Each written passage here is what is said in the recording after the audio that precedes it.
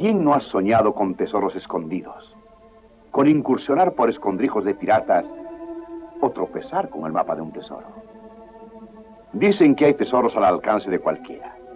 Pues como bien dice el proverbio, todo es según el color del cristal con que se mira. Así es. El mundo ofrece un inagotable cofre de tesoros para quienes quieran verlos.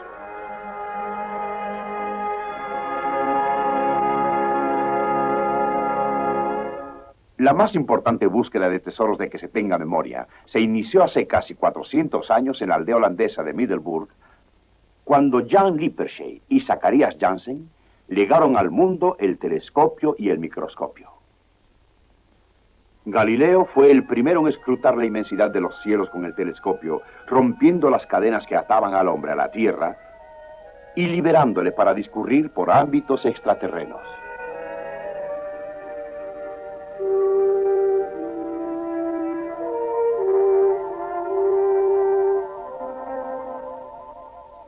El telescopio rápidamente aumentó en tamaño e importancia, contribuyendo al progreso del pensamiento humano. El hombre soñaba y construía. Volvía a perderse en sueños y volvía a construir, hasta lograr esa maravilla de la ingeniería, el coloso del Monte Palomar, cuyas 500 toneladas de vidrio y acero están tan delicadamente balanceadas que la mano de un niño puede hacerle variar de posición.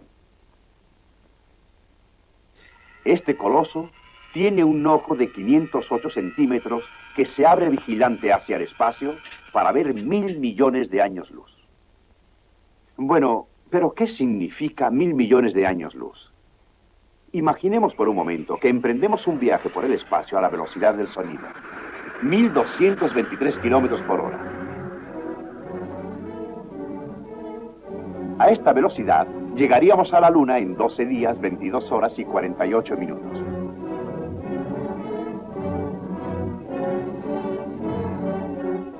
Para arribar al Sol necesitaríamos 5.040 días, es decir, casi 14 años. Pero para alcanzar la estrella más cercana, tendríamos que viajar día y noche durante 3.800.000 años. Y si continuáramos a la misma velocidad, otros 75.000 millones de años, por fin lograríamos tocar los límites de nuestro universo o Vía Láctea. Desde este estratégico punto, podríamos observar a través de la inmensidad del espacio un minúsculo y brumoso objeto. Aquí tendríamos que abandonar nuestro avión de propulsión a chorro, montar en un rayo de luz y hendir el espacio en un vuelo 1.000.000 de veces más rápido que la velocidad del sonido. O sea, aproximadamente unos 300.000 kilómetros por segundo. Tras de viajar a la velocidad de la luz 1.000.000 de años más, nos encontraríamos en otro universo compuesto por 100.000 millones de estrellas.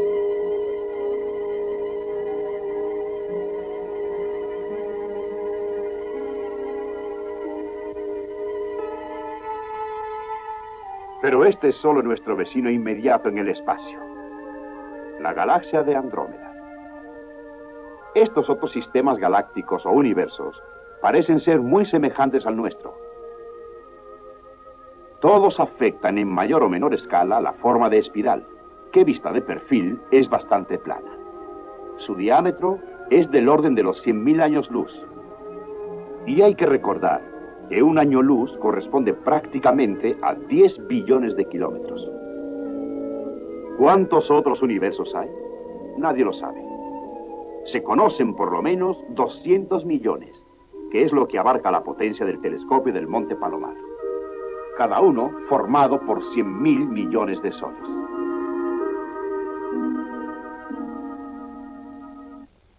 Los hechos descubiertos por el telescopio abrumaron al hombre, haciéndole sentirse insignificante. El mundo que le parecía tan vasto era solo una mota. Y el hombre, pues solo un microbio que se arrastra sobre una mota de polvo cósmico. Una cosa parecía cierta. El hombre era demasiado pequeño para que Dios se ocupara de él. Resulta peligroso saber las cosas a medias. Si un hombre no despega la vista del telescopio, su mente se deforma llenándole la cabeza de absurdas ideas. Porque lo que se ve en el telescopio es solo un universo a medias. Es interesante saber que el telescopio y el microscopio nacieron al mismo tiempo y en la misma población holandesa. Pues cuando Jan Lippershey fabricaba el primer telescopio, Zacharias Janssen, al crear el microscopio, rasgaba el velo del fabuloso mundo de los seres infinitesimales. Antes, hace miles de años, Job dijo: ¿has entrado tú en los tesoros de la nieve? ¿Tesoros en la nieve? Sí, tesoros de incalculable belleza, tesoros de arte, únicos e inapreciables, y sin embargo al alcance de todos. ¿Y qué tesoro hay más preciado que el de una sana diversión como la clásica batalla de nieve?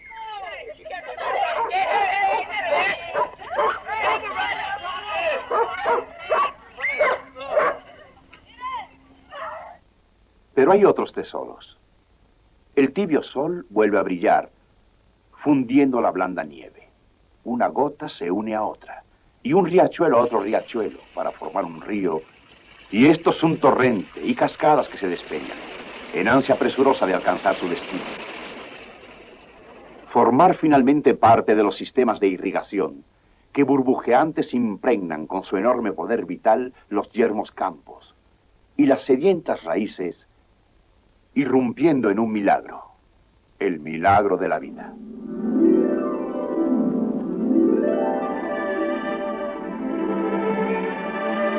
Has entrado tú en los tesoros de la nieve, tesoros que son dádiva exclusiva de Dios y no primicias de la ingeniosidad del hombre. ¿Estar Dios demasiado ocupado para cuidar del hombre? Nada más ilógico e ingrato que ese pensamiento cuando nos rodean por doquiera los milagros que brotan de la benignidad de su mano. ¿Se esconde algún tesoro más en la majestuosa belleza de la nieve? ¿Un tesoro que se muestre solo a los que con cuidado observan? ¿Celoso de ser visto únicamente por los que van en pos de la verdad? Sí, y vale más que todo el oro y las joyas tan preciadas del hombre.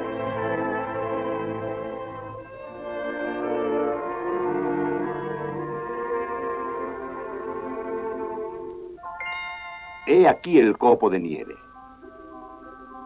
En él se encuentra el verdadero tesoro oculto, escondido profundamente en el misterio de cada pequeño copo. La perfecta expresión del tesoro de sabiduría y comprensión de nuestro Dios. ¿Cuántos copos de nieve existen en la ladera de una montaña? Nadie puede siquiera enunciar una cifra tal. Dios podía haberlos producido en serie como una informe masa. Y sin embargo se esmeró en hacer de cada uno una misteriosa maravilla, única, diferente y perfecta variación sobre el mismo tema hexagonal. Posiblemente con el propósito de revelarle al hombre el cuidado infinito con el que vela hasta por el más nimio objeto. ¿Qué puede importarle a Dios el hombre? ¿Cómo puede no importarle?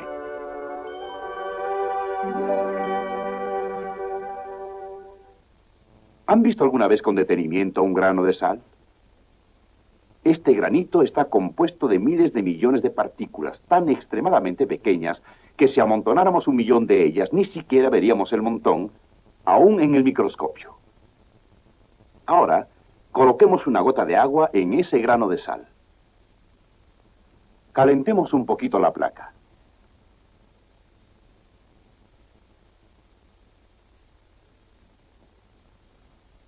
Algo le sucede al grano de sal.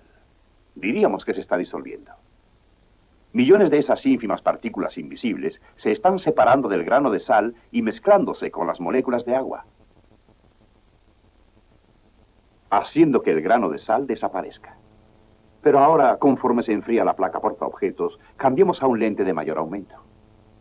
Cuando el agua se ha enfriado lo suficiente, surgen, como de la nada, infinidad de diminutas gemas.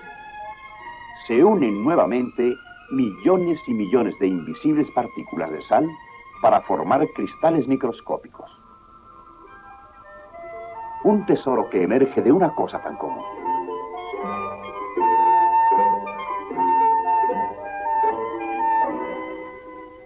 Aquí tenemos alumbre, sulfato de aluminio y amonio en cristales. Con el microscopio, el botiquín de primeros auxilios se transforma en un cofre de tesoros, cada sustancia con su propia magia enjollada. En el jarabe para la tos se puede encontrar clorhidrato de pineno, que produce largos y delgados cristales que forman ángulos siempre idénticos que lo distinguen de otros muchos cristales. Su colirio favorito probablemente tenga entre sus componentes acetato de zinc. Cada sustancia cristalina forma su propio y característico cristal. El ácido oxálico cristaliza en un desordenado tumulto de esbeltos bastoncillos. La hidroquinona en una selva de ahusadas agujas. La mayoría de los cristales son microscópicos, pero se presentan excepciones. La formación de azúcar candy empieza por el agrupamiento de las moléculas invisibles de azúcar integrándose cristales microscópicos. Y luego, el continuado abastecimiento de nuevas moléculas de azúcar a una misma temperatura hará que crezcan casi indefinidamente.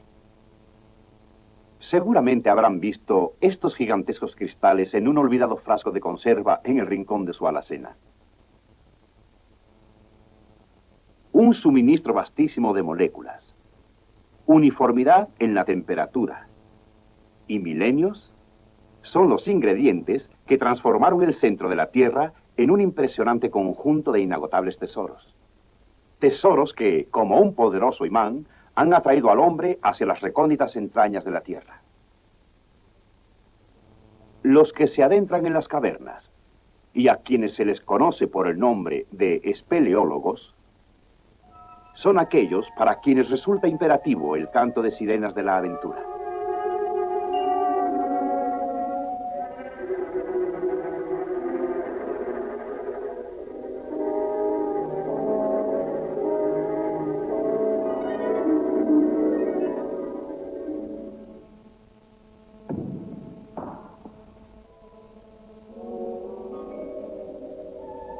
No los seduce el oro, sino el esquivo anhelo de saber, de penetrar en lugares hasta entonces nunca hollados, de adentrarse en lo desconocido.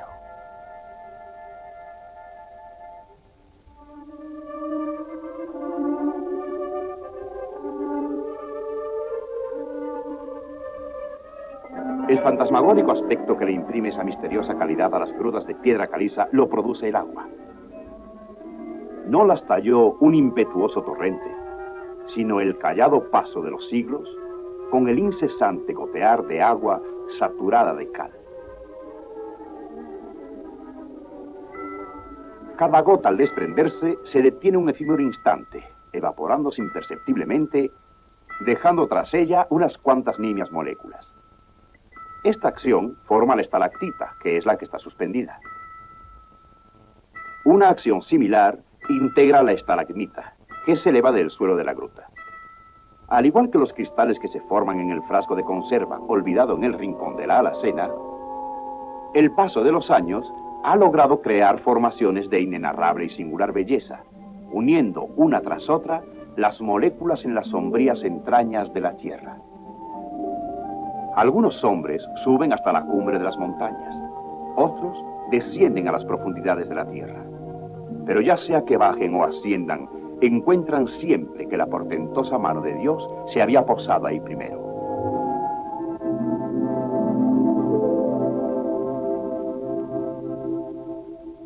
Desearía ser los partícipes de una para mí maravillosa experiencia. El crecimiento de cristales microscópicos observado con luz polarizada. Tomemos una pizca de trional. Cubrámosla con una placa. Luego calentemos hasta que se funda, dando una fina película de líquido. A continuación, observemos ese líquido en el microscopio.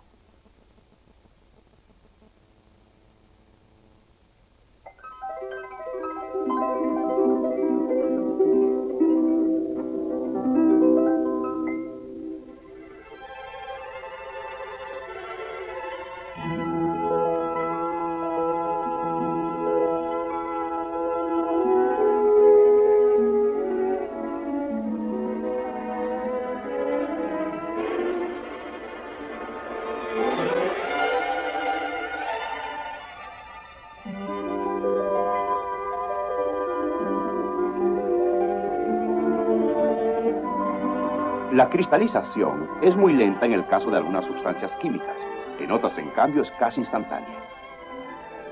Y todas son diferentes, porque las moléculas invisibles lo son también.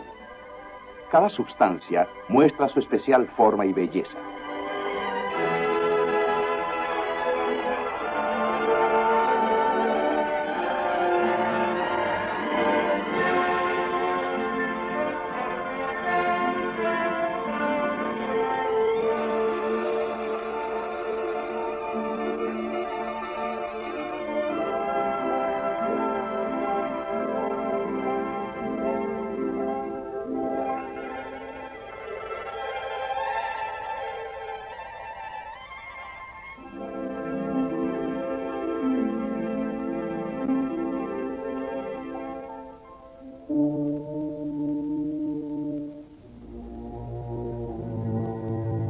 El desierto es un solitario lugar, abandonado de Dios, decimos a veces, un lugar de desolación y muerte. El viejo gambusino ha envejecido en estas llanuras calcinadas en la búsqueda de tesoros, siempre con la esperanza de hacerse rico un día. Y sin embargo, día tras día, sus plantas han hollado un incalculable tesoro que ni por asomo supondría ahí. Un tesoro recién descubierto por el perseverante y minucioso ojo de la ciencia. Las microscópicas florecillas del desierto. Plantas de barriga se denominan. El nombre no es precisamente elegante, pero sí es apropiado, pues Dios las concibió para hombres grandes. Hombres lo suficientemente grandes para reconocer de barriga y cara al suelo el inmenso cuidado que Dios pone en lo infinitamente pequeño. ¿Cómo resisten las diminutas semillas de estas delicadas plantas el abrasador y calcinante calor del sol veraniego y el helado frío de las noches invernales? ¿Cómo echan raíces en las áridas y movedizas arenas del desierto? Se ha descubierto que estas casi invisibles semillas soportan durante 5 o más años los rigores del desierto, hasta que encuentran las condiciones necesarias para su misteriosa germinación. Esperan los científicos, al profundizar en el enigma de su crecimiento, que los conocimientos que adquieran sirvan para ayudar al hombre en la resolución del ingente problema del hambre en el mundo.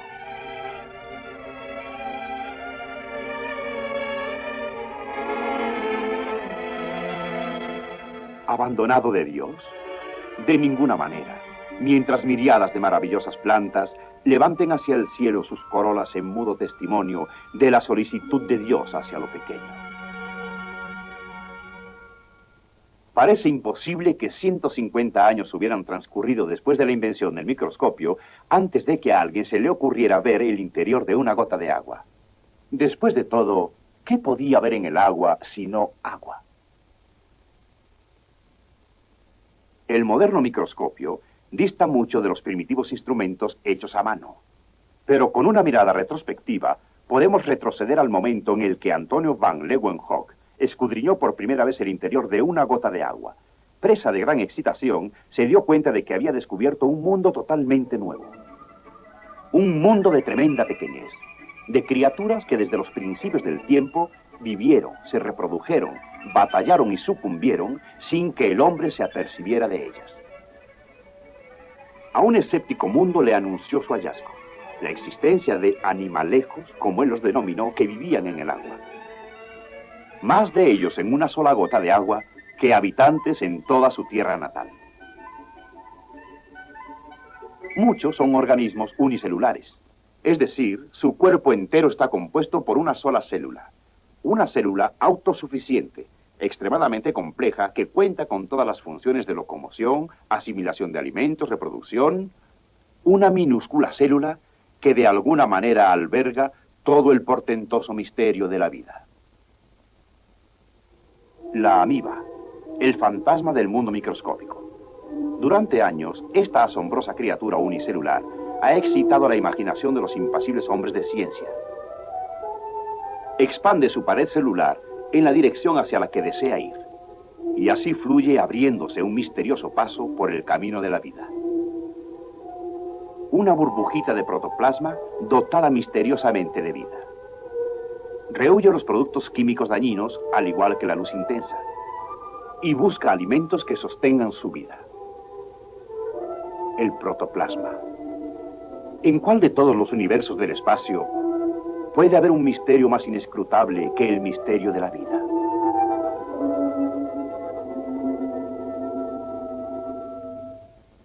Hemos tenido una leve semblanza de lo que puede existir en una sola gota de agua, pero reflexionemos un poco.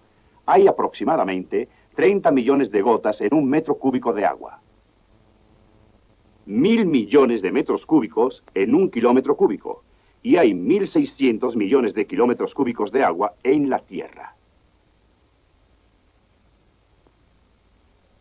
Los científicos de la Universidad del Sur de California muestran vivo interés en toda forma de vida marina.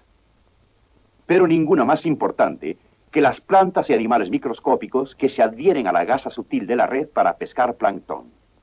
Pues aquí, una vez más, encontramos el tesoro verdadero en lo pequeño. Muchos de nosotros pensamos acerca de la vida microscópica solo relacionándola al agua dulce. Pero una gota de agua de mar se muestra aún más prolífica. La cantidad y variedad de vida microscópica en el mar traspasa los límites del entendimiento humano. Este pequeñín que parece estar practicando el malabarismo vive en un tubo hueco. Cuando decide ver mundo, se desplaza cuidadosamente a la extremidad del tubo. Pone en marcha su motor fuera de borda y empieza su gira equipado hasta con casa de cristal. Existen payasos aún en el mundo microscópico. Y estos pequeñines son tan divertidos como el que más.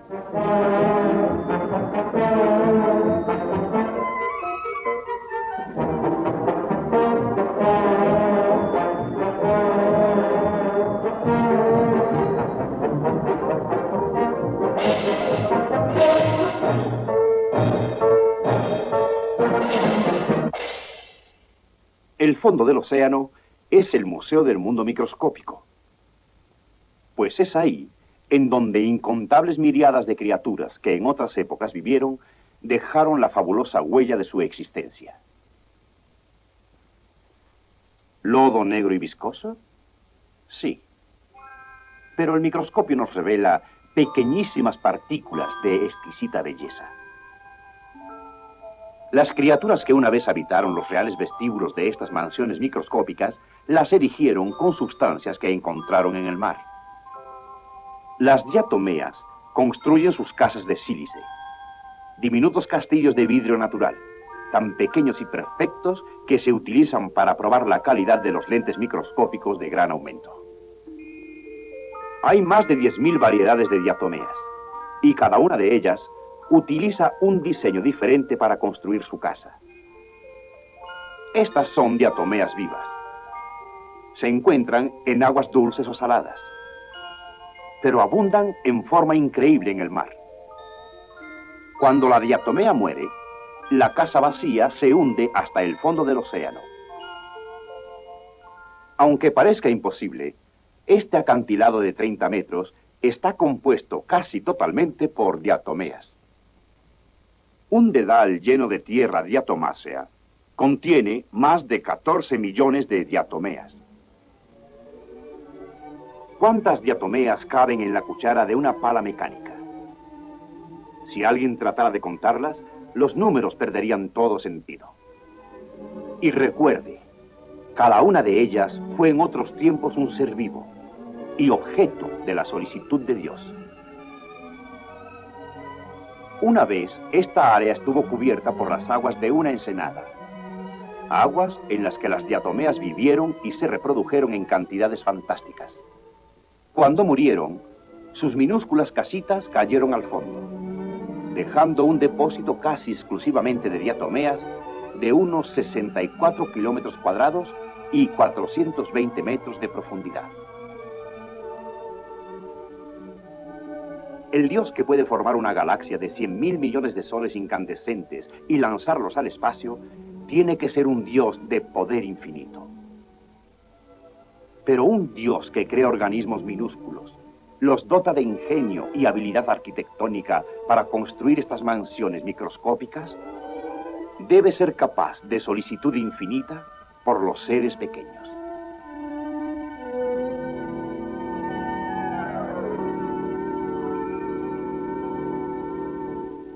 Hemos explorado los tesoros que encierra el universo. Juntos hemos examinado lo gigantesco y también lo pequeño.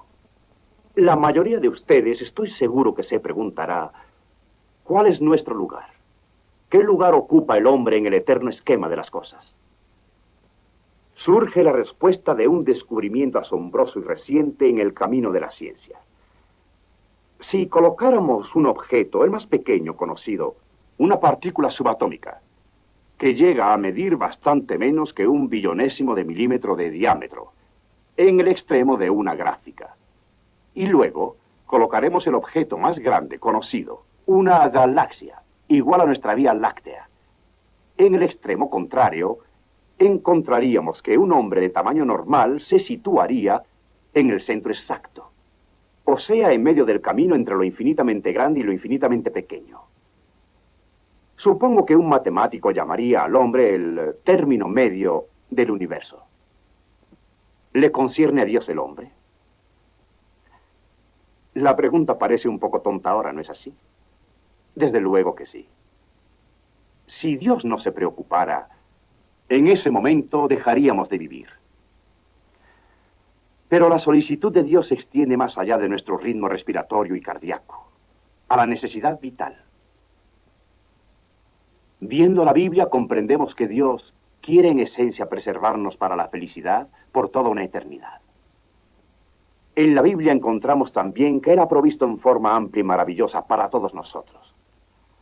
Porque de tal manera amó Dios al mundo que ha dado a su Hijo unigénito para que todo aquel que en Él cree no se pierda, mas tenga vida eterna.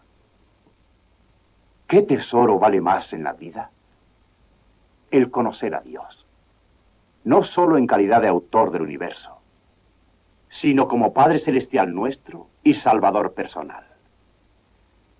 Este inapreciable tesoro está al alcance de su mano. Basta extenderla con fe y asirlo.